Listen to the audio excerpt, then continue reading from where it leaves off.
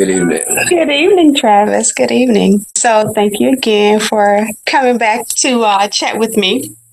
We didn't finish everything we could have talked about the last time, so I appreciate you coming back. All right. We're going to be talking about divorce, and we've both gone through divorce. We're going to be kind of talking about some relationships. I do want to get an update on, of course, Make a Change Foundation, but it just really means a lot to me that you're even willing to have this conversation that puts you in a vulnerable light, puts me in a vulnerable light, and just kind of share some of the things that have caused us pain. In saying that, thank you, though, for being willing to have this tough conversation with me.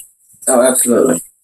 You and I would be considered as, and this is not to brag on either one of us, but you and I would be considered as people that others would look at and say they're well put together. They're smart, they work hard, they got good jobs, they're stable, all these things of a well-rounded person. Right.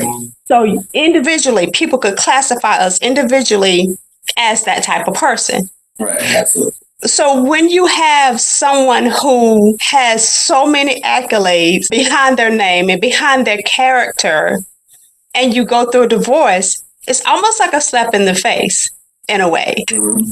Because you think someone who is well put together and smart and have so many things going for them, why their relationship didn't work. It causes, well, for me, and I can't speak for you, it causes me to pause and do some self-reflection, which I think people should do anyway.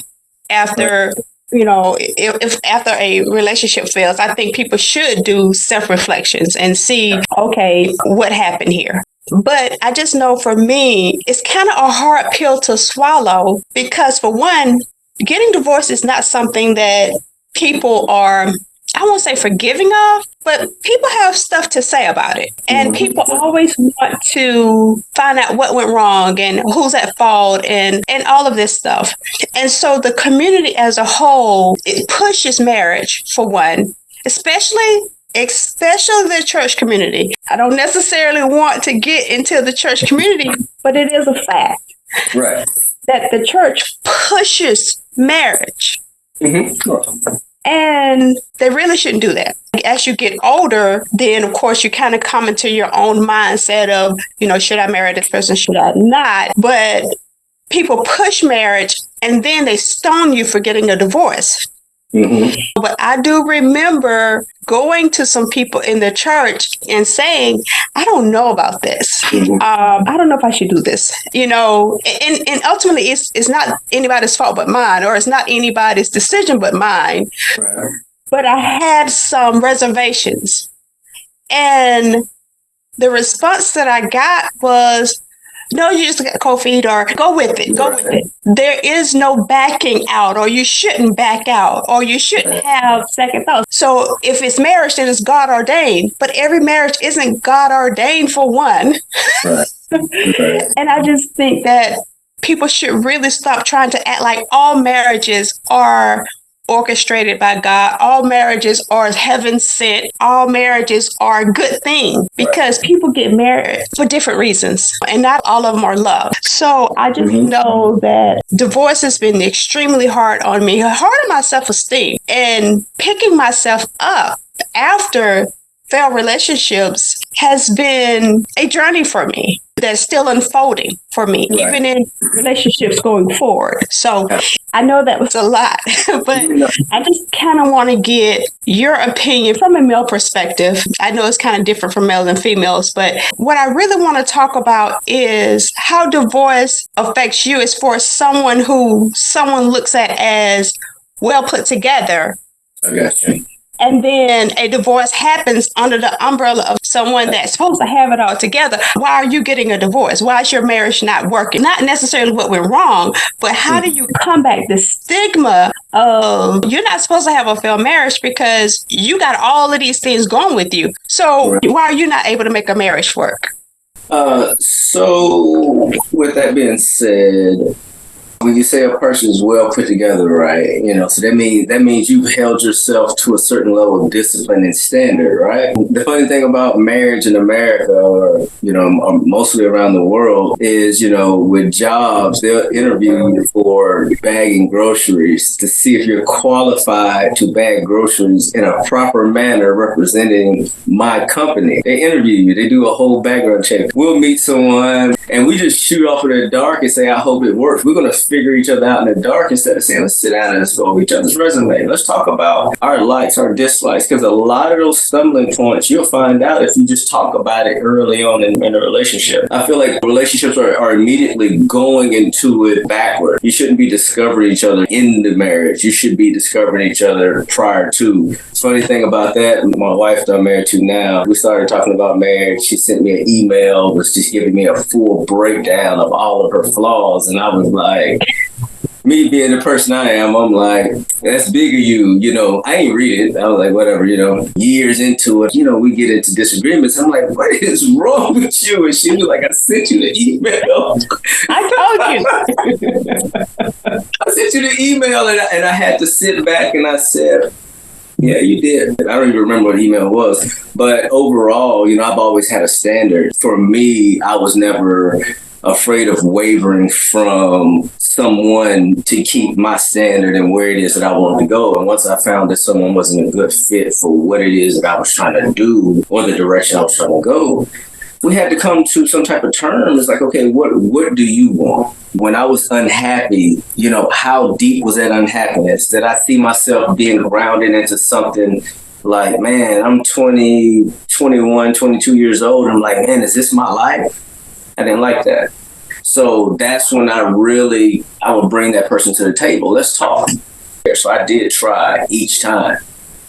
My best. I always gave that person my best. So when I did step away, I knew I gave it my best shot. So I walked away confident. Now, some people will say it doesn't matter that you're not happy. Some people, and I've heard people say, you're not going to be happy. Okay, let's just say you're married 20 years. You're not going to be happy the entire 20 years. So check this out, though. I'll say this to them. Let that be your relationship. Mind your business. You know what I'm saying? Because nobody can tell Travis how to manage Travis's relationship because there's only one me. So you can look at me and say, well, I think you should focus on you because I'm focusing on me and I'm driving this all the way through. And so when I lock in with my partner, it's only me and this person. I have a friend, and she also sent a list to her husband, or maybe it was just a verbal conversation, but she went over everything that was wrong with her, wrong with her life, financially, mentally, spiritually. Maybe that's the way to go. So that it's funny that you said that your wife said that. But transparency is wonderful, and I like that. Yeah. Another thing too is when you're talking about once you're in a marriage and you see y'all are just not meshing well, and people do grow apart. Back in my parents' generation, divorce was not something you did. Right. It didn't really matter that you grew apart. You just did not get divorced. But then, of course, people, especially if they're in abusive relationships, and abuse can be explained in so many different types of ways, right? More than just physical. Even abusive situations, people have still tried to encourage them to stay, which I like the fact that people are staying committed to each other. I think that's wonderful. I don't think that people should stay committed in relationships that are horrible. Right. So I don't know. Where do you draw the line? Because it's like, okay, you should do the prep work. People go to counseling prior to marriage. I went to counseling too. Let's just say that it did not prepare me at all for real life situations of two different personalities coming together. Right. Because now you got ego. And ego is coming into play, and you have someone that's used to doing things a certain way, and you're used to doing things a certain way. Even though premarital counseling opened our eyes to some discussions, it just did not prepare me for real life. Not that it was bad. I don't think premarital counseling is bad, but where is the balance of, trying to make a relationship work? It's like, okay, we don't just stay together regardless of how bad you're treating me. We're just not going to stay together. But then we shouldn't just jump and get a divorce either. Right, absolutely. As far as the premarital counseling, I think that's that's a cherry on the top. But a whole different type of conversation. These types of things should be taught in our primary education, which is a totally different conversation, emotional intelligence. And I was talking about that earlier. Like, we ill-prepared children for the world, and we just send them out there. Again, you're being pushed out to be workers to learn how to do stuff for somebody else, and not teaching you how to think on your own. So I feel like once you begin to think on your own, you have less and less of these problems, because you're absolutely right. You have two different people who were given two different blueprints on how relationships and how things should work. And they were given it from different people, different things they see on TV, external forces and whatnot. And then they try to blend that together. The biggest part is getting past that. And the easiest way to get past that is to throw both of them away. Because you're not trying to mimic nobody else's relationship. You want your relationship, which is only unique to you and that person. You sprinkle in a couple things from your past or your other relationships with your parents in there, but find a way to forge in you and that person. And that's when you're going to have the most beautiful relationship, when nobody else and nothing else matters but you and that person. Yeah, I was watching this show, and it was one of those reality TV shows, which I really don't like because they're just so full of drama. But I was watching one. The guy and his wife was talking about their relationship and what they have overcome, and what a wonderful place that they were in at that present moment. And then some other people at the table started bringing up things from the past that had happened between them. Mm-hmm. And the next thing you knew, they were arguing. And that shed such a huge light to me on protecting the energy of your relationship. Mm-hmm. Not just keeping people out of your business, but not being afraid that when people try to say things, even if they feel like they're helping or whatever, because you know what you have. You know what you're looking for. Even if it's not perfect in the eyes of others, if it's making you happy and you guys have overcome, whatever it is that you've overcome, being careful to not allow anybody to speak negatively over that relationship. Right. Regardless of, who that is. That's one thing that I think I have learned that I would take with me going forward in my life, protecting the energy of my relationship. Going back to that statement you just made, was that you have to be very limited on how much power. That was power they gave them to be able to pour that back onto them. But you got to be strong enough to sit back and you see that person, you say, they're dissatisfied with the happiness that we have. So they want to try to pull us back to where they're in a greater position. And that's their leverage tool to hold over us. So for me, I try not to give nobody that type of power or that leverage on me. And any type of disagreement, I feel like it's two adults, me and my wife, we're going to talk this through. And I feel like with my mind, her mind, coming together, we should better figure it out. So we're two accomplished adults. There's no reason why we shouldn't be able to sit down and listen to each other's perspectives and say, okay, I don't agree with that, but you care more about that than I do. We can disagree without being disagreeable. We don't have to, be at ends each time. Sometimes I'm just like, okay, that is what it is. I don't want them having sugar. That's what's up, I'm going to fight that battle, But sometimes that causes problems. And another thing I don't practice is joint bank accounts. She give me a certain amount that we agreed upon. Everything else is managed. And she enjoys her money freely without any oversight. If I didn't trust her with money, why did I marry her? So she managed her own world. So there's a lot of forces that in marriages that we inject, and every relationship is different. But I try to simplify it and let her have her freedom. She let me have mine, so you give each other that balance, and you're always just kind of looking out for each other. And that's where you find that harmony in the relationship. It's interesting that you bring up joint bank accounts. I know that, at 21, I got married, and I had a friend who had been divorced. Her advice to me was, do not get the same bank account. Okay, so it kind of goes back to protecting your, the energy of your relationship. But I actually got offended, though. Again, Right. my first marriage, I got offended that she would say that. Right. Because I'm like, this is my husband, and I don't mind him knowing what I have, and we don't have any secrets. And I was looking at it from, we're not hiding anything. I think now, almost 50, I understand what she's saying. She was speaking from experienced love. You speaking from that young puppy love. Yeah. We married for love. That's it. Yeah. And I think going forward with me now, I wouldn't mind still having a centralized account with both of our names on it for leisure type stuff. We want to go on vacations. Okay, you put money in here, I put money in here, and this is to go on vacations. But I'm with you. I don't need to know what you do with your paycheck. Right. You work hard for your paycheck. I work hard for mine. I don't need to monitor what you're doing with your money, nor do I even really want to. And two, another time I was working with this guy. He wanted to get a new vehicle. I really don't get people that have a problem with their spouses getting new vehicles. I don't care that you come home with a vehicle.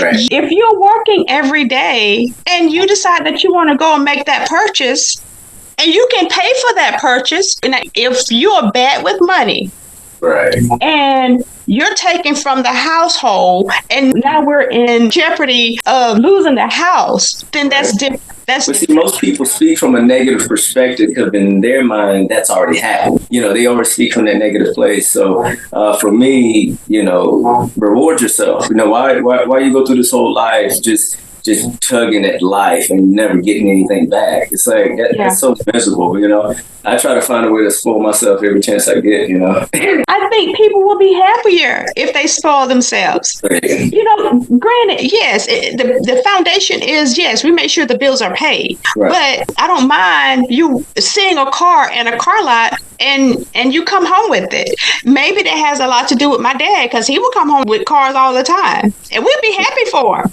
Right. I'm be giving me any grief about that. And so maybe that's where I get that from. But I just never understood people that have problems with their spouses coming home with a big purchase if the bills are getting paid. But anyway, I digress.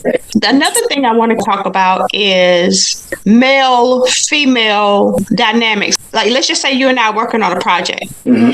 People get so weird when you have a male and a female that's working on things together. Mm-hmm. People automatically want to try to label it as something sexual. Mm-hmm. And sometimes even people that are working on projects together, either the male want to make it something potentially sexual, or the female want to make it something potentially sexual. Right. There's only two. Well, okay, we can get into the different genders and sexes. Okay, but let's, for all intents and purposes, we have male and female. Right. You're going to have interactions with each other. And so why do people make it so weird, as if males and females, there's got to be some type of sexual chemistry there, or it's got to be something that becomes sexual because y'all are working on projects together? Mm-hmm. What I say is people can't discern the difference between being attracted and attractive. I find a lot of people attractive, but I'm not attracted. You have to take action on it. An attractive male and an attractive female, and you look at them like, ooh, that's a lot of attraction going on there. Something has to happen. Again, negative mind, we automatically go there. We don't know how to look at that in a positive light and say, those are two attractive people, but they're also two professional people. People drop to that lowest frequency instead of saying, you know what, I trust that these are two professional individuals and they're going to handle themselves accordingly. What they choose to do is on them, but I'm always going to look at it from that positive light. So I think it's going to come down to the person whose lens is it laying on. And those are the type of people you don't want around you anyway. So you have to kind of weed those people out. It's like, these are the top two people that's going to handle this project. So what, they're attractive people. And there's a lot of attractive people in this world. I mean, absolutely. A lot.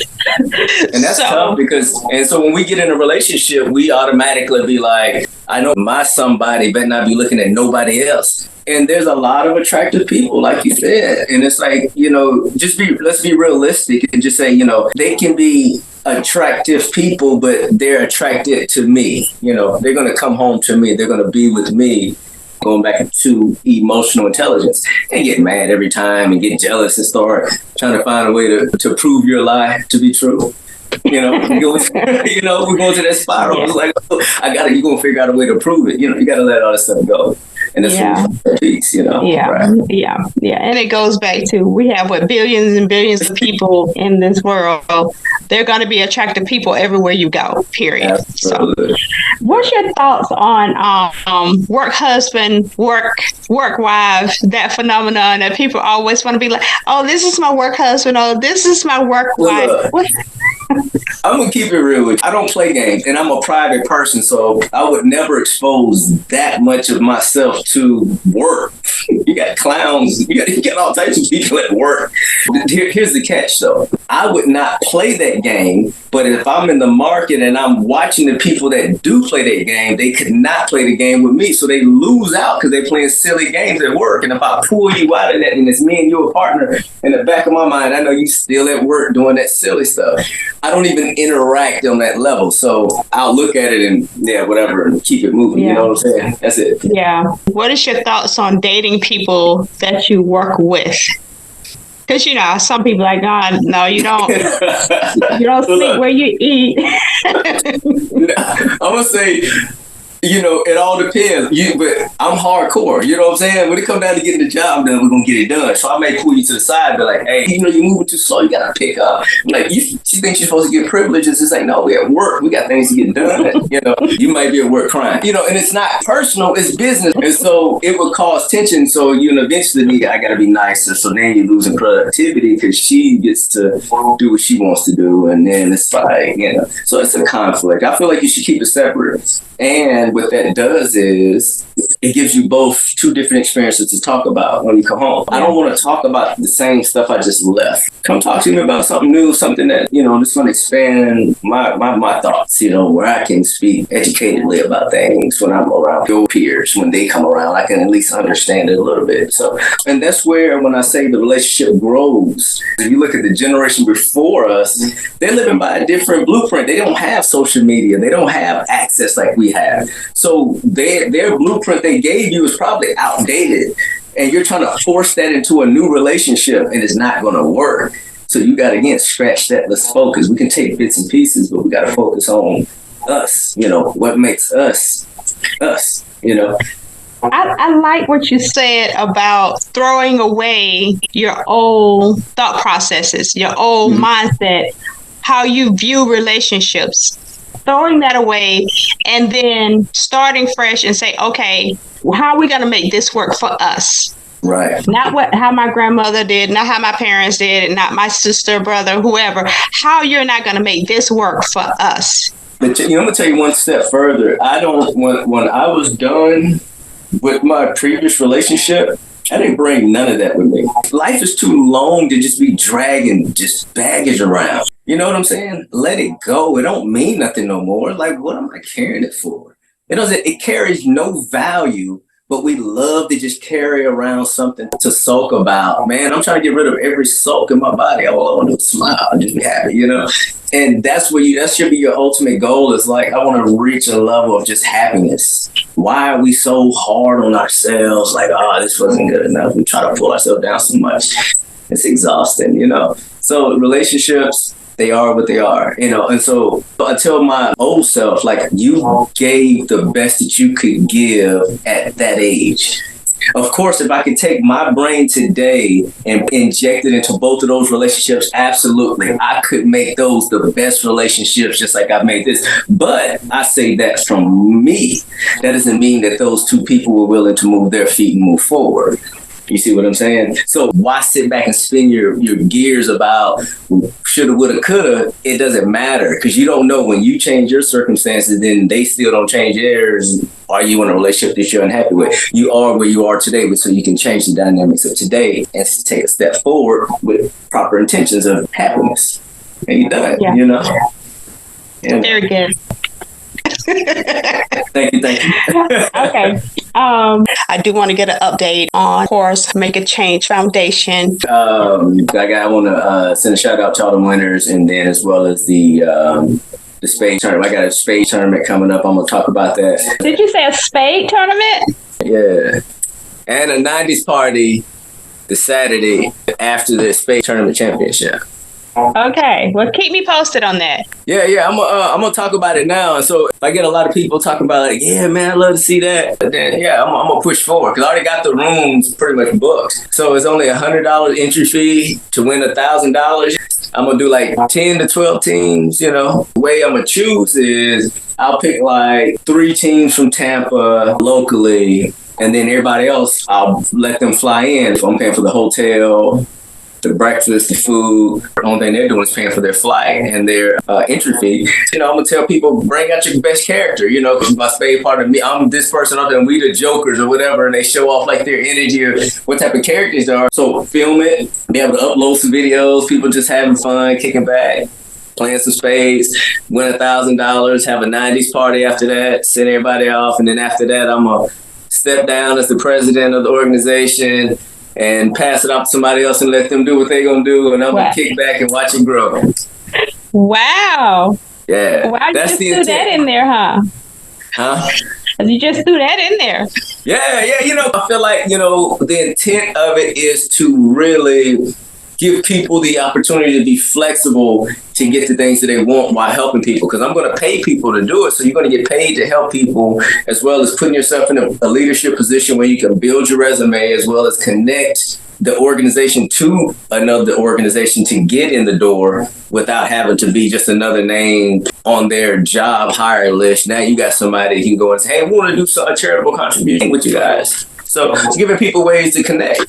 Yeah. So that's what I'm working on. That'll be full steam ahead within the next year. Easy. Next year or two. Yeah. Good for you. Okay, tell me about the winners. This recent winners that you had. Oh yeah. So congratulations to all of the Empowerment Award winners. We had 2 from the youth category. We had 1 in the young adult category. We had a small business winner.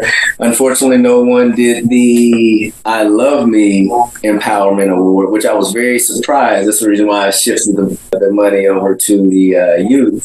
The I Love Me was just something to just say, hey, look, I worked hard every day for the last year. I have an opportunity to take myself to a spa and over a year, and I would use the money to take myself to the spa, get my nails done, hair done, me, mani-pedi, whatever, whatever everybody do. I should apply for that. Everybody could, and I put it out there. You know everybody do now. They just look, click, that's cute, and they'll keep scrolling. I basically gave away $500 and nobody applied. I was like, all right, you know what? I'm just gonna double down on the youth. And we had two very good youth winners, and it was a lot of fun. It was a lot of fun. Congratulations to all of them. Congratulations. That's awesome.